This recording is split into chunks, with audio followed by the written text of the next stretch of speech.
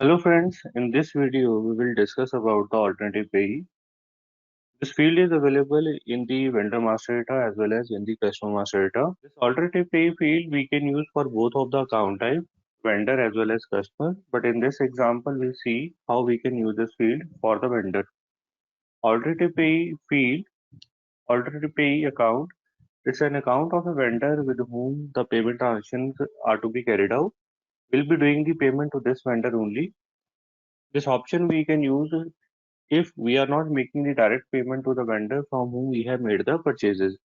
The reason could be that purchasing vendor doesn't have the required bank details with us, or that purchasing vendor wants the payment to be received in the alternative payee's bank account. Here I have given example. So we have two vendors. One is the purchasing vendor. First vendor is my purchasing vendor, and second is my payment vendor. I will be doing the payment to the second vendor on the behalf of the first vendor, and this second vendor will become the alternative payee. While using this alternative payee field, what are the things we need to keep in our mind? The first thing, we need to assign the alternative payee account in the purchasing vendor. That is required. For example, in this, you can just see we have the vendor 722108, that is my purchasing vendor. And in this purchasing vendor, I have assigned the other vendor's account as a alternative payee. So payment I will be making to this vendor, whereas purchasing I will be doing to this vendor. Under the second point, alternative payee account should have the complete bank details and payment method assigned in the system. Then in the third point, it is saying that when we are making the payment through the automatic payment program, when we will be maintaining the parameter, we will be selecting the purchasing vendor. We will always select the purchasing vendor, not the alternative pay vendor. Now we will be doing the testing in the system. Hello everyone, welcome to our channel. Please subscribe our channel and press the bell icon for the latest videos and notifications. So I have two vendors, vendor 1 722108. So I will be doing the purchases from this vendor, and vendor 2 7222101. I'll be doing the payment on the behalf of this vendor to this vendor's bank account. For this, I will make sure that the alternative pay bank account details have been assigned and the payment method is also assigned. After that, I will be assigning this alternative pay account in this purchasing vendor. Now let's enter a purchase invoice for the purchasing vendor. So I'm taking the date as today's date. Then we can select here the purchasing vendor, which is 722108.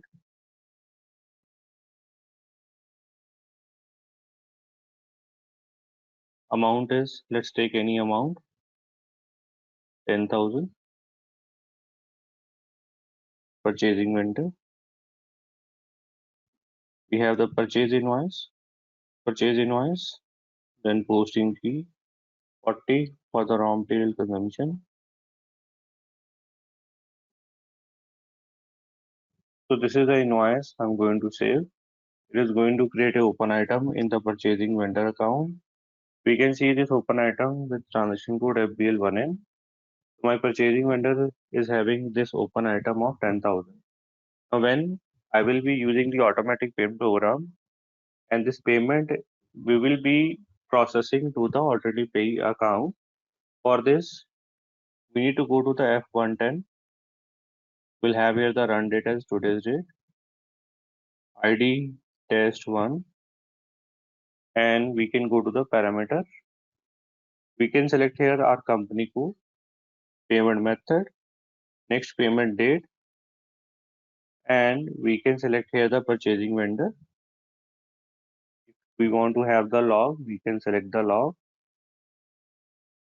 for the purchasing vendor. Then we can also give the variant ID.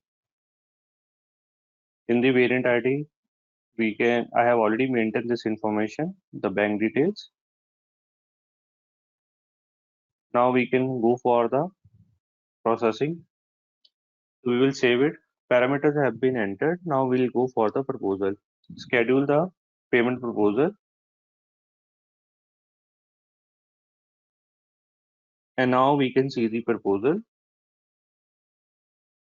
It is coming with the green signal, which means that we can go for the payment, go back, and we can click on the payment run. So one payment has been generated and completed. Now we can go for the printing of this payment.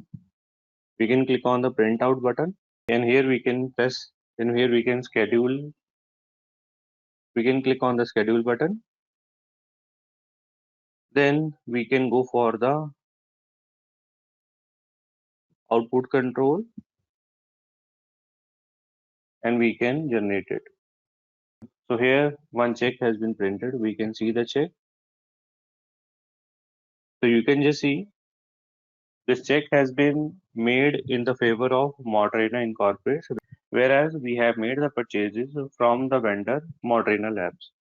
This is how we can make a use of alternative payee while processing the payment to our vendor who doesn't have the bank details with us, or he wants the payment to be received in the alternative payee. This Word file I'm going to paste in the description box. You can go through it for your reference. Thank you. Thanks for watching this video. You can like, comment, share, also email us for more details. Thank you.